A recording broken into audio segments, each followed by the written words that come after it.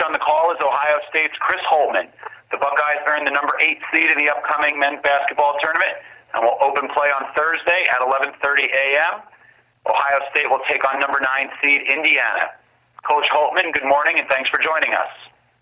Great to be with you guys. Can you start us off with a brief opening statement and then we'll take questions from the media? Okay, obviously looking forward to this upcoming week. It's obviously a tremendous tournament.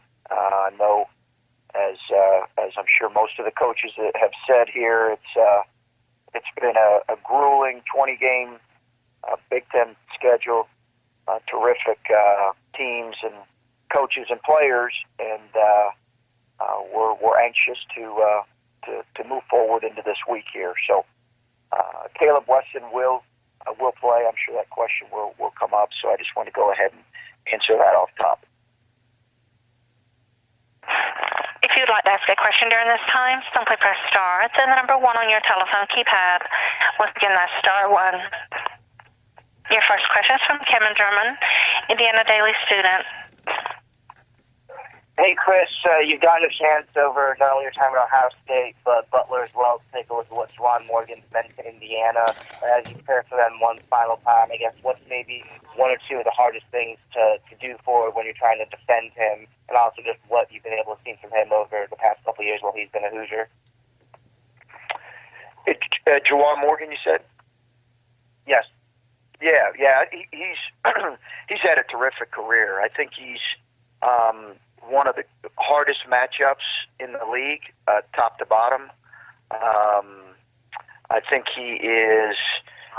He's one of those guys that you're trying to figure out how to guard him. He can do a little bit of everything. He can score inside and out. He pursues the ball in the glass as well as anybody in our league.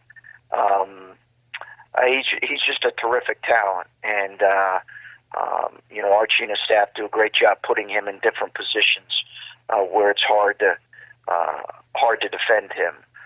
But he's obviously had sounds like a great closing stretch here. He's just a terrific player.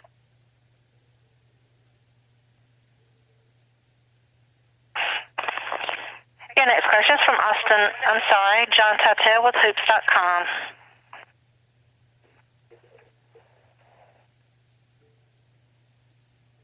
John, your line is open.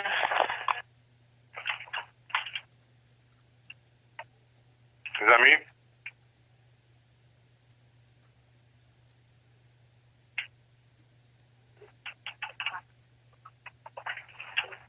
Hello? Your next question is from Bill Landis, Athletic. Hi, Chris. You've talked a lot about sort of the adjustments you had to make without Kaleb and how difficult it is to sort of change up your offense in such a short window when you're so reliant on one player. I'm just wondering what the balance is when you lose somebody like that. You want to try to find a way to win games, but you also know that guy is coming back, and you want your team to be able to hit the ground running when he does come back. Just how difficult was it to navigate those 3 games? Yeah, it was obviously a challenge beyond the fact that we were playing good teams, and 2 of those were on the road, Bill.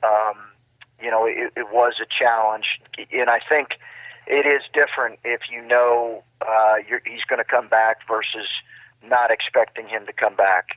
Then you're trying to do a complete overhaul if you don't expect him to come back. So, we did try to tweak and change, and obviously we played without him for portions of this season for sure. I think as much as anything, it's the game planning that teams can go into attacking you differently defensively when they know he's not going to be on the floor. They're obviously more attached to shooters, and different guys get more attention. And I think we noticed that for sure. And I'm not sure we always, handled that as quite as well as we could have. But obviously we had some moments where we really scored the ball last night in particular. Him coming back now, it'll be interesting to see after a bit of a layoff, a 2-week layoff here, how quickly we can, get back to how we were playing when he was at full strength and when our team was at full strength. And your press yesterday against Wisconsin, I think once you put it on there in the second half, you guys outscored them 40-19. Obviously, it fueled you guys in that particular game. Just how much is that something you feel like you guys can rely on somewhat regularly, or was that more of a matchup thing and sort of, just trying to throw stuff against the wall when you're in that situation? I think it was a little more of a matchup, little more matchup driven than anything. Bill, I don't know that it's something that we plan to do. As much of, part of it was matchup, part of it was, they were coming down and just kind of rolling it into hap, and the trapping wasn't working, the double teaming wasn't working, the digs weren't really working, so we were just trying to maybe disrupt them a little bit more once the game was getting almost out of reach. So those were the reasons more than anything, but it is something that we'll utilize for sure throughout the rest of the season. Thanks, Chris. Your next question is from Adam Jardy, Columbus Dispatch. Chris, as you've seen your team adjust to a number of different things without Kaleb, are there lessons that you've learned from not having him these last 3 games that will still benefit you with him back on the court now? I think there are probably larger lessons. I think that all of us, as a group, players, coaches, have learned, and we'll visit about that, once our season is completed. But in terms of kind of how our team performed and played, and some lessons learned, I think as much as anything, I think when you have a situation like this, your ability to move forward and move forward quickly as games come at you, in forming a little bit of a different identity is really, really important. And I think what we needed to do was be better in specific areas, and we just needed a little bit more from everyone. And I think we got that at times, but not enough. Is one of those areas of just getting better? You guys are in the mid-100s now in turnover percentage. I know that's been a big bugaboo this season. Yeah. Has that been an area? Are you? These teams haven't necessarily pressed you as much as some of the teams earlier in the season, but are you seeing finally some progress in that area? Yeah, we really have. Yeah, I think we really have.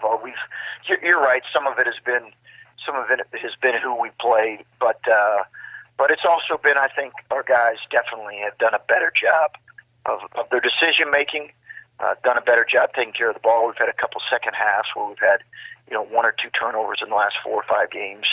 It's been really good, and it's been a really good thing for our young guys to have some growth in that area. Thank you.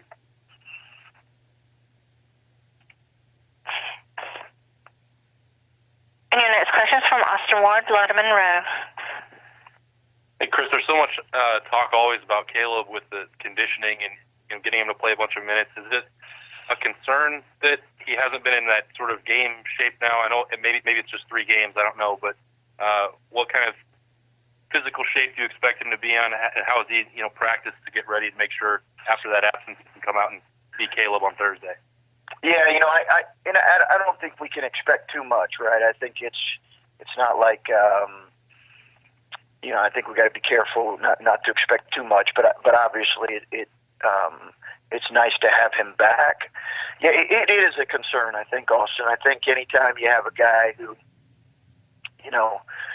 if he's off really a couple of days, we're worried about his conditioning, much less of 14 days.